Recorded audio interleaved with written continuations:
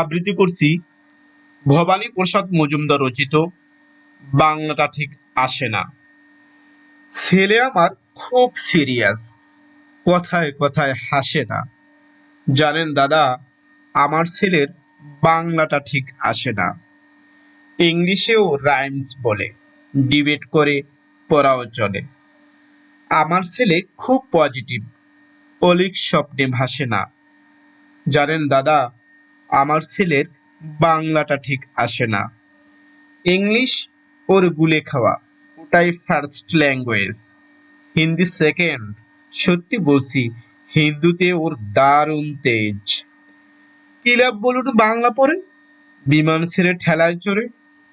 Bengali third language, তাই তেমন ভালোবাসে না। জানেন দাদা, আমার ছেলের বাংলাটা ঠিক আসে না। বাংলা আবার ভাষা নাকি? নেই কোনো চার্ম বেঙ্গলিতে? সহজ সরল এই কথাটা লজ্জা কিসের মেনে নিতে?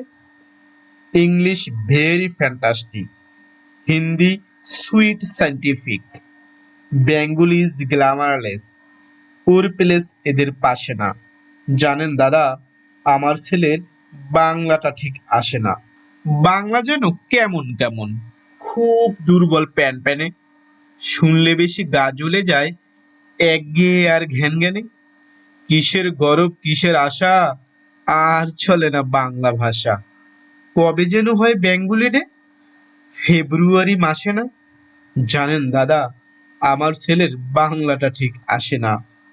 ইংলিশ বেশ বোম্বাস্টিক, শব্দের ঠাসা, দারুণ ভাষা। বেঙ্গলি ইজ ডিসগাস্টিং, ডিসগাস্টিং সর্বনাশা।